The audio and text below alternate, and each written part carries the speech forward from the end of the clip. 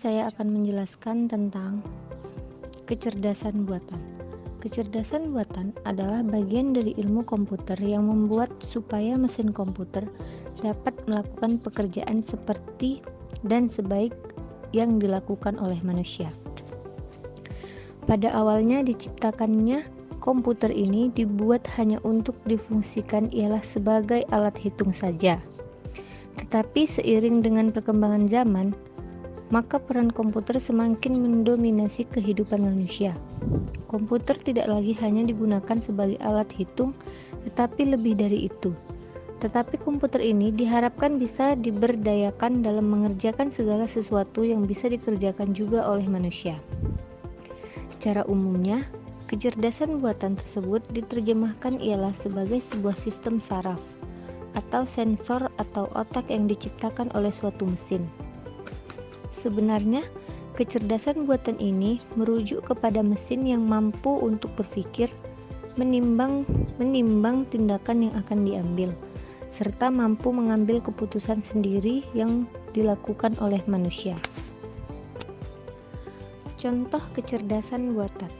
Contoh dan atau penerapan implementasi kecerdasan buatan dapat diterapkan pada bidang 1. Visualisasi komputer. Kecerdasan buatan dalam bidang visualisasi komputer ini memungkinkan sebuah sistem komputer untuk dapat mengenali gambar sebuah input. Contohnya ialah mengenali sebuah pola pada suatu gambar. Yang kedua, pengenalan suara. Kecerdasan buatan dalam pengenalan suara ini dapat mengenali suara manusia. Contohnya perintah komputer dengan menggunakan suara user. Yang ketiga, sistem pakar. Kecerdasan buatan dalam sistem pakar ini memungkinkan sebuah sistem komputer mempunyai cara berpikir dan penalaran seorang ahli dalam mengambil keputusan. Untuk dapat memecahkan masalah yang ada pada saat itu, contohnya program komputer yang bisa mendiagnosa penyakit dengan memasukkan gejala-gejala yang dialami pasien. Yang keempat, permainan. Kecerdasan buatan pada permainan ini memungkinkan sebuah sistem komputer untuk mempunyai cara berpikir manusia dalam bermain. Contohnya, permainan yang memiliki fasilitas pemain asli atau orang melawan komputer. Komputer tersebut sudah diprogram sedemikian rupa supaya memiliki cara bermain seperti seorang manusia.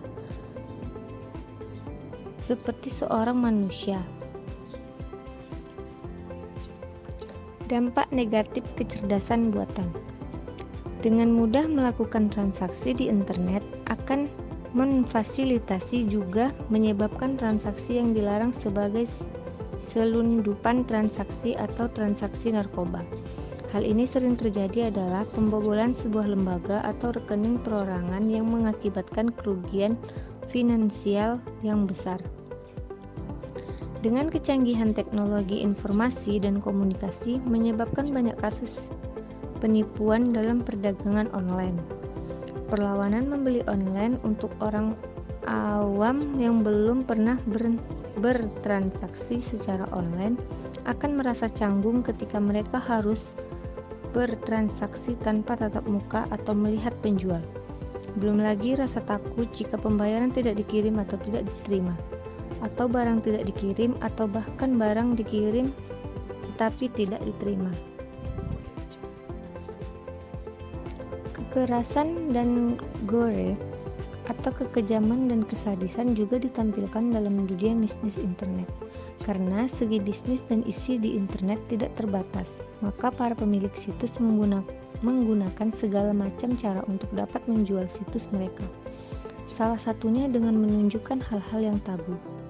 Charging, karena sifatnya yang langsung real time, bagaimana menggunakan belanja, kartu kredit Anda adalah yang paling banyak digunakan di dunia internet. Internet pun kebanyakan penjahat melakukan kejahatan dalam bidang ini.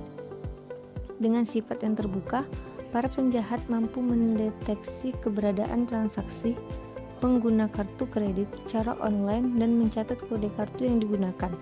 Selanjutnya mereka dapatkan data mereka untuk melakukan kejahatan. AI dan dunia pendidikan. Bagaimana pula pemanfaatan AI dalam dunia pendidikan, khususnya guru? Apakah peran guru akan tergantikan seiring dengan majunya AI? Dengan segala kecanggihan, sebuah aplikasi dapat menjawab pertanyaan dari murid dengan sangat teratur, menampilkan segala macam fakta dari berbagai penjuru dunia. Algoritmanya semakin kompleks dan menyelesaikan permasalahan yang dihadapi siswa. Dengan timbunan data yang harus dianalisis, informasi yang ditampilkan juga semakin menarik. Demikianlah kira-kira yang terbayang apabila AI akan mengganti peran guru. Namun hal tersebut di atas terlalu ditakutkan.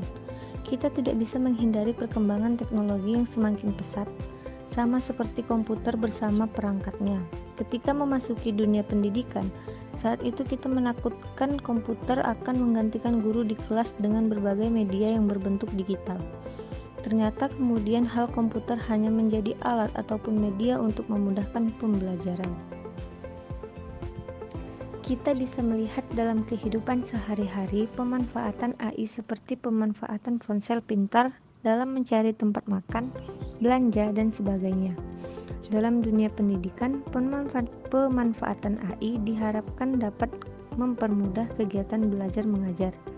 Ethel, Direktur Southwest Asian Minister of Education Organization (SEIMO), percaya AI dapat mempermudah kinerja guru, terutama dalam urusannya administratif, seperti menentukan nilai akhir berdasarkan bobot penilaian. Tak hanya itu, menurut Ethel, teknologi AI juga dapat mempermudah guru dalam melangsungkan kegiatan belajar mengajar, karena mereka dapat mengunduh bahan ajar dari berbagai sumber di seluruh dunia dan digunakan dalam kegiatan belajar mengajar. Para guru tidak perlu menghindari perkembangan teknologi ini, namun kita harus menyikapinya dengan baik.